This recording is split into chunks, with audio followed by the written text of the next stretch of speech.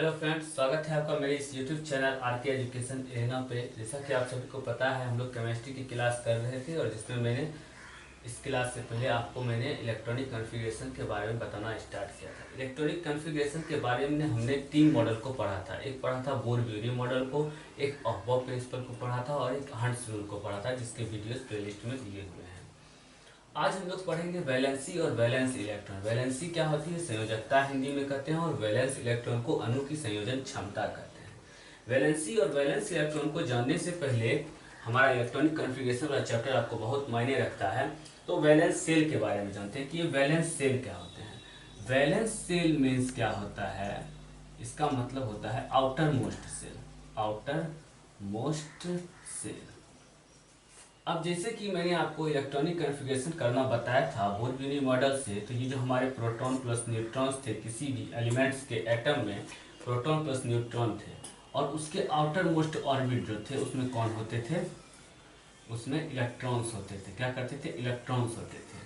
तो इस तरह से KLMN करके 4 ऑर्बिट हमने बनाया था। इसमें क्या होते थे? इलेक्ट्रॉन्स होते थे, जिसमें कि पहले ऑर्बिट की क्षमता थी कि 2 इलेक्ट्रॉन्स को अपने अंदर रख सकें, दूसरे की 8, तीसरे की 18 और चौथे की 32।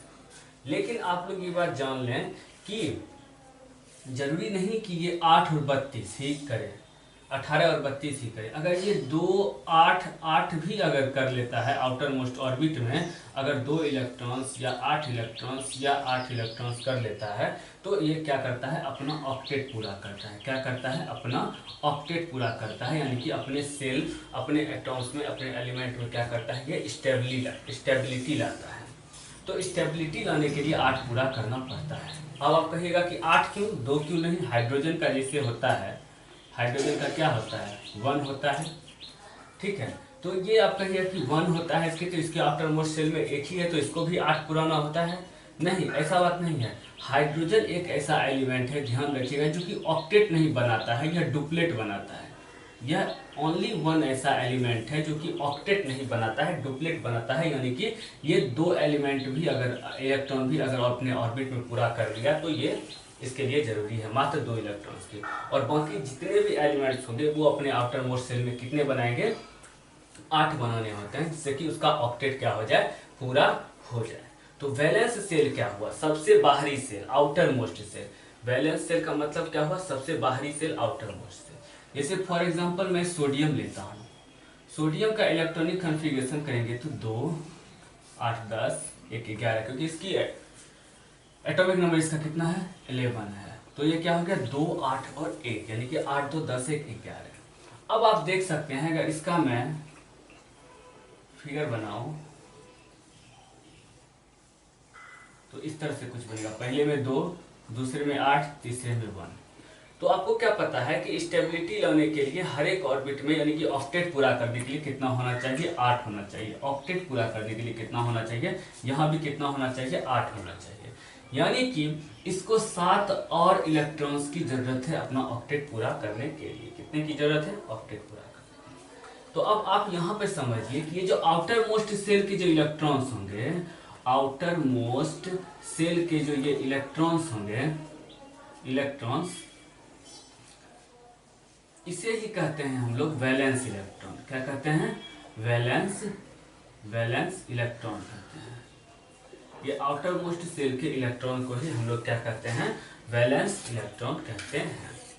तो क्या हुआ? Number of electrons present in outermost shell are called valence electron. यानी कि number of electrons present outermost shell is called valence electron. यानी कि बाहरी सेल में जो इलेक्ट्रॉन्स प्रेजेंट हैं उसी को हम क्या कहते हैं? वैलेंस इलेक्ट्रॉन कहते हैं।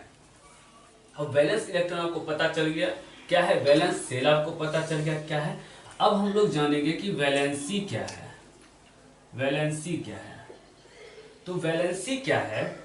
Valency is the amount of electron loosed और gain to complete the octet. क्या है? वैलेंसी इलेक्ट्रॉन का ऐसा अमाउंट है जो कि अपना ऑक्टेट पूरा करने के लिए या तो अपने इलेक्ट्रॉन्स को लूज करता है या फिर इलेक्ट्रॉन्स को क्या करता है? ग्रहण करता है, इलेक्ट्रॉन्स को लेता है। क्या करता है? लूज करता है या लेता है। अब एग्जांपल देके आपको बताता हूं। जैसे ये सोडियम हुआ, इसका है 2 8 1, और ये हुआ क्लोरीन, ये है 2 8 7। ठीक है। अब आप यहाँ पे ध्यान दीजिएगा कि सोडियम का कॉन्फ़िगरेशन 2 8 1 है, क्लोरीन का कॉन्फ़िगरेशन 2 8 7 है। तो अब होता क्या है कि ये दो जो है ये मेटल है और ये नॉन मेटल है। बाद में हम बात करेंगे, जब हम केमिकल बॉन्डिंग के बारे में पढ़ेंगे तो आपको इसके बारे में बताएंगे। अभी यहाँ पे ध्यान दीजिए कि एक मेटल और एक नॉन मेटल दोनों मिलके क्या बनाता है, बॉन्ड बनाता है। एक मेटल और एक नॉन मेटल मिलके दोनों मिलके जब बॉन्ड बनाता है तो उसे आयनिक बॉन्ड कहते हैं। अब देखिए इस क्लोरीन के आउटर मोस्ट से में 7 इलेक्ट्रॉन हैं। इस क्लोरीन के आउटर मोस्ट में 7 इलेक्ट्रॉन्स हैं, और इसको एक इलेक्ट्रॉन और चाहिए। कितना चाहिए? एक इलेक्ट्रॉन चाहिए अपना ऑक्टेट पूरा करने का। अगर इसे कोई एक दे देता है कि ये 2 8 और 8 बन जाएगा, बिल्कुल बन जाएगा। और ये सोडियम जो है वह 2 8 1 है। इसको कितने चाहिए? इसको 7 और चाहिए। तो 7 इलेक्ट्रॉन्स लेना क्या होता है, मुश्किल पड़ता है, लेकिन एक इलेक्ट्रॉन को ये क्या कर सकता है, लूज कर सकता है। क्या कर सकता है? लूज कर सकता है। तो सोडियम क्या करेगा, एक इलेक्ट्रॉन को लूज करके किसको दे देगा, क्लोरीन को।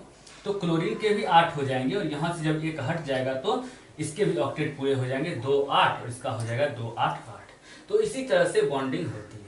तो क्या होता है कि chlorine required 1 electron to complete octet और losses 7 electron to complete octet.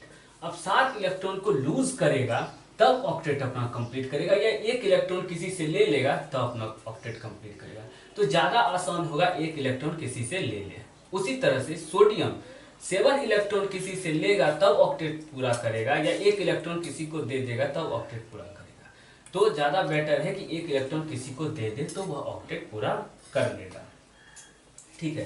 तो यही हुआ वैलेंसी। तो जब ये स्टेबल है, वैलेंसी है क्या, जब ऑक्टेट पूरा करने के लिए अपने इलेक्ट्रॉन्स को लूज करता है या इलेक्ट्रॉन को गेन करता है, तो जितने इलेक्ट्रॉन्स को लूज करता है या जितने इलेक्ट्रॉन्स को गेन करता है उसी को हम क्या करते हैं, वैलेंसी। ठीक है। तो अब यहाँ पे ध्यान दीजिए कि अगर मैं कहूँ if number of valence electron is less than 4, अब समझिए, if number of valence electron is less than 4, कहने का मतलब है कि अगर वैलेंस इलेक्ट्रॉन 4 से कम है तो valence electron is equal to हो जाएगा वैलेंसी। इसे ध्यान रखिएगा, बहुत इंपॉर्टेंट है, भी समझ आता हूं कि वैलेंस इलेक्ट्रॉन वैलेंसी के बराबर हो जाएगा। अब जैसे हाइड्रोजन का 1, हीलियम का 2 और 1, हीलियम का 2, हीलियम का हटा दीजिए, हीलियम तो पहले से स्टेबल है, अपना डुप्लेट कंप्लीट किए हुए है। लिथियम का 2 और 1 रखते हैं। उसके बाद बेरिलियम का 2 और 2, इतने से ही देते हैं। अब देखिए इसको 1 चाहिए, इसको 1 चाहिए, इसको 2 चाहिए, तो आउटर मोस्ट में क्या है, इसके 1 है 2 है, इस तरह से है। तो क्या है, 4 से कम है, तो 4 से कम है तो इसकी वैलेंसी भी यही होगी, और वैलेंस इलेक्ट्रॉन भी क्या होगा, सेम ही होगा, यानी कि ये दोनों क्या हो जाएंगे, बराबर हो जाएंगे। और अगर 4 से ज्यादा है, if valence electron is more than 4, अगर 4 है तो 4 ही होगा, if valence electron are 4, valency is also 4। क्या होगा, if valence electron are 4, valency is also 4।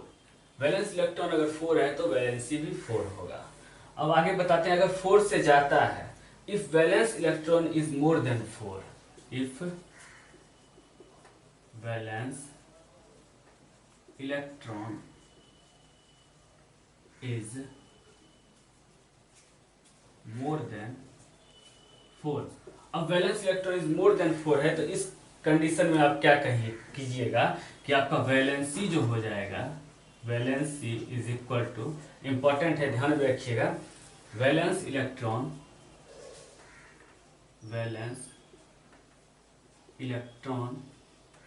-8, ध्यान रखिएगा, वैलेंस इलेक्ट्रॉन -8। ये है वैलेंसी और वैलेंस इलेक्ट्रॉन निकालने के लिए।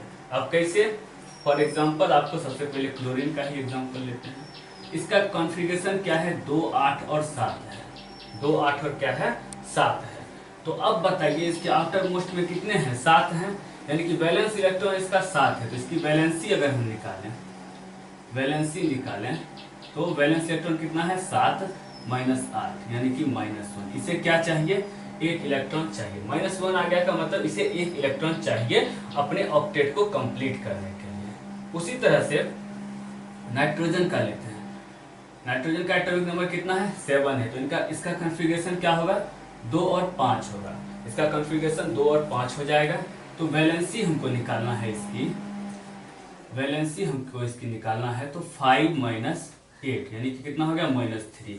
यानी कि इसको अपना ऑक्टेट पूरा करने के लिए 3 इलेक्ट्रॉन्स क्या होंगे? लेने होंगे। 3 इलेक्ट्रॉन्स लेने होंगे। तो क्या होता है? माइनस में आ रहा है, इसका मतलब है कि इसको ऑक्टेट पूरा करने के लिए उतने इलेक्ट्रॉन्स लेने हैं, प्लस में उसको देने हैं।